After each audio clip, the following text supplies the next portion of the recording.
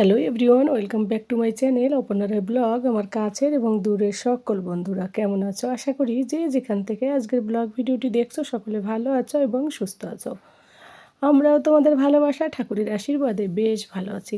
এই কয়দিন ধরে এতটা বিজি ছিলাম, তোমাদের কি বলবো। আমার এই পরপর ভিডিও আসা দেখলে তোমরা হয়তো বুঝতে পারবে কেন এতদিন আমি এতটা বিজি ছিলাম, তোমাদের কাছে যেতে পারিনি। তো যাই হোক বন্ধুরা, আজকের ব্লগ ভিডিওটি আশা করি খুবই ভালো লাগবে। কোথায় যাচ্ছি সবটাই তোমাদের সঙ্গে শেয়ার করব।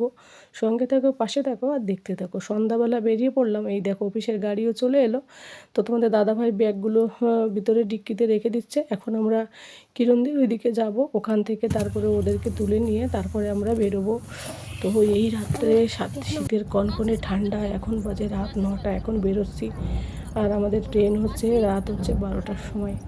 তো ঠান্ডার মধ্যে জার্নি যে কী একটা ভয়ঙ্কর, সেই অভিজ্ঞতাটাই শেয়ার করব, সঙ্গে থাকো। আর এইদিকে দেখো কেশু কথা বলছিল। তো কিছুদিন বলছি, কিছুক্ষণ জার্নি করার পর 2 ঘন্টা পর আমরা রাস্তায় মাঝখানে নেমে পড়বো একটু চা খেতে। তো তোমাদের দাদা ভাই বিপিন ভাই ওরা বলছিল যে এই চায়ের দোকানে 1000 লিটারের চা বিক্রি হয় প্রত্যেক দিন। আর 5 থেকে 6টা ছেলেরা থাকে, মানে এক একজন এক এক মানে এই কয়েক ঘন্টা একটা নির্দিষ্ট টাইম থাকে, সেই কয়েক ঘন্টা নাকি এরা চা বানায়। তো চায়ের দোকানটা আমি ভেবেছি ভীষণ বড়।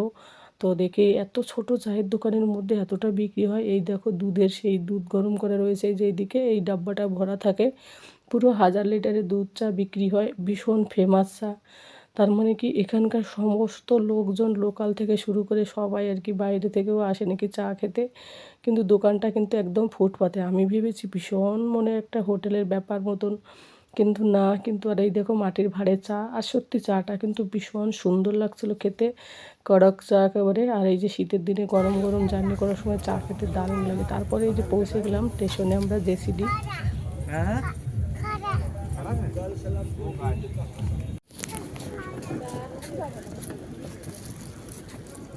इसमें से क्या करते हैं, सब बैठती है। ओह, गाड़ी से निकलने के बाद इतना ठंडी कहाँ से आता है? दुनिया से।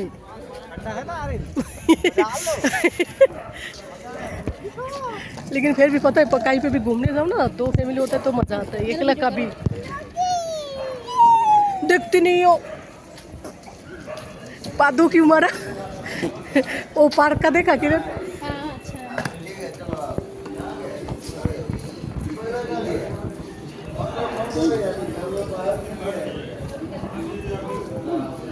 हमारे बैग का कलर कैसा आया बताओ पहले, मेरे को तो बहुत पसंद आया। फोटो मतलब ऑनलाइन में जो दिखा रही थी ना, उस क्या गिरा। তো বন্ধুরা ফাইনালি আমরা স্টেশনে চলে এলাম, এখন বাজে 10:30। তো আমরা এখন ওয়েটিং রুমের টিকিট কেটে ভিতরে বসবো, কারণ বাইরে বাচ্চাদেরকে নিয়ে বসলে ঠান্ডাও লাগবে। যেহেতু ট্রেনটা 12টা বলছিল, পরে ওরা বললো না 12:30, কারণ লেট আছে একটুখানি। তো দেখি, জানি না কি হবে। তো ওরা দুজনের সামনে আগে আগে চলছে, আমি আর কিরণ পিছন পিছনে। আর গাড়িতে একটু বোর লাগেনি, কারণ কিরণের মেয়ে কেশু ছিল, ও এতটা কথা বলছিল, ওর সঙ্গে কথা বলতে বেশ মজা লাগছিল। আর এইদিকে আমরা ওয়েটিং রুমে এসেও খুব মজা নিচ্ছিলাম। আর কিরণ ওরা ডিনার করে আসেনি, আমিও 2টো রুটি নিয়ে এসেছিলাম, একটু চাটনি। তোমাদের দাদা ভাই, কিরণ, বিপিন ভাই ওরা রুটিগুলো খেয়ে নিল, আমি আর খাইনি, বাড়ি থেকে খেয়েই বেরিয়েছি। এখানে এসে আর খাওয়ার ইচ্ছা হলো না, তো ওরা খাচ্ছিল। তো আর এইদিকে আমরা দেখো ওয়েটিং রুমে বসে রয়েছি টিকিট কাউন্টারে, হ্যাঁ টিকিট কেটে আর কি। তো এখানে এসে বেশ মজা লাগছে। আর এই যে বাবু, কিরণ, আমি বসে রয়েছি, ভীষণ মজা লাগে। তো তারপর কিছুক্ষণ পরে আমরা বসে থাকার পর টাইম হয়ে এলো, তখন আমাদের ট্রেনটা চলে এলো। তো এখন ট্রেনটা ঢুকবে, তো প্ল্যাটফর্মে দাঁড়িয়ে রয়েছি।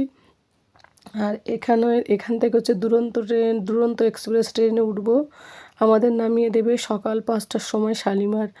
তো এই শীতের কনকনে ঠান্ডায় রাতের জার্নিটা মানে কি বলবো, তবুও এসি ট্রেন তো অসুবিধা হয়নি, বরং ট্রেনের মধ্যে এতটা গরম লেগেছিল কি বলবো। আমি ব্ল্যাঙ্কেট তো একবারও ইউজ করিনি, ট্রেনের মধ্যে এত গরম, পুরো ঘেমে যাচ্ছিলাম। তো ট্রেনটা দেখো ফাইনালি চলে এলো। তো যাই হোক, এখন আমরা ট্রেনের ভিতরে ঢুকবো।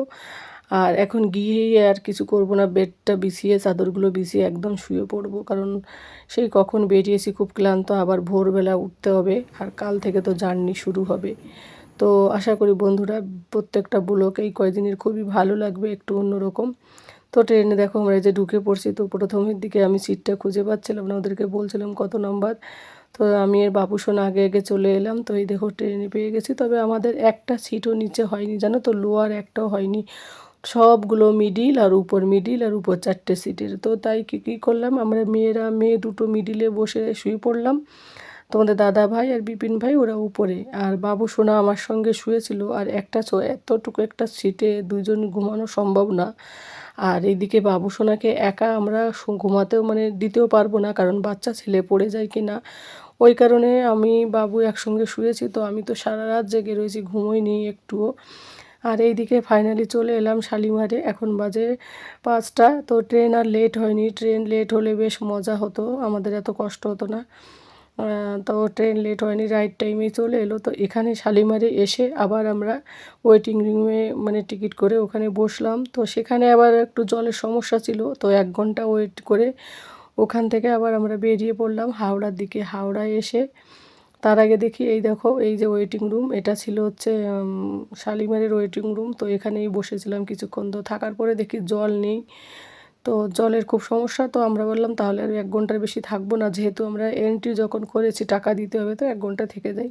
তো আমরা 1 ঘন্টা কমপ্লিট হওয়ার আগেই জল এসে গেছিলো। তারপরে সবাই ফ্রেশ হয়ে নিলাম, টয়লেট গিয়ে আর কি ব্রাশ করে কিছু চা টা এইসব খেয়ে নিলাম। খেয়ে দিয়ে তারপরে এখান থেকে আমরা বেরোবো হাওড়ার দিকে। হাওড়ার দিকে বলতে এখান থেকে ওই ওলা বুক করে নিয়ে তারপরে ওখান থেকে হাওড়ার দিকে বেরোবো। তো ওলা বুক করা হয়ে গেছিলো। তো এই যে আমরা বেরোচ্ছি শালিমার স্টেশনের বাইরে। আর এতদিন পরে কলকাতায় ফিরলে বেশ মজা লাগে, নিজের দেশ, নিজের মধ্যে একটা আলাদা রকমের ফিলিংসও জাগে, মজাও লাগে।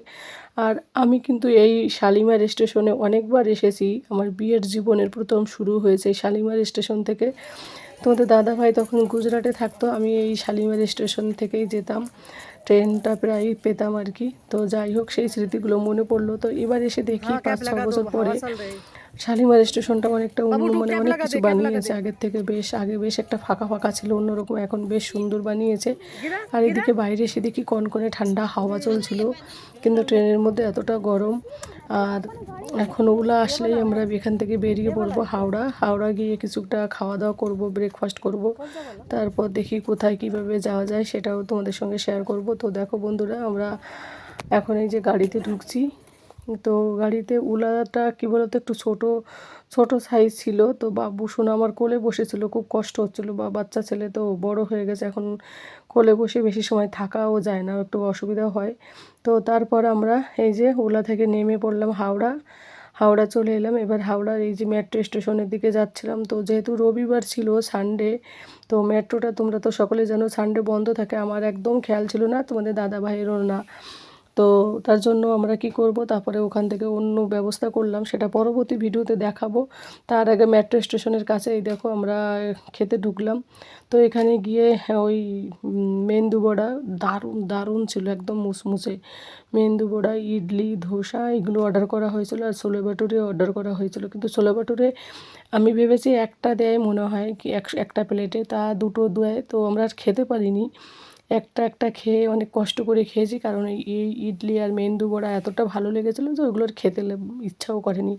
আর কি বলো তো, এই সকাল 7টার সময় এত কিছু খাওয়া যায়, খেতেও ইচ্ছা করে না। তো যাই হোক, আমাদের খাওয়া দাওয়া কমপ্লিট করে এই যে আমরা সামনের গন্তব্যস্থলে যাচ্ছি বন্ধুরা। তো বন্ধুরা, আজকের ব্লগ ভিডিওটি কেমন লাগলো অবশ্যই জানিও। আর কোথায় যাচ্ছি, কী করছি না করছি, সমস্ত ভিডিওগুলো আস্তে আস্তে করে এক একটা ব্লগে তোমাদের সঙ্গে শেয়ার করব।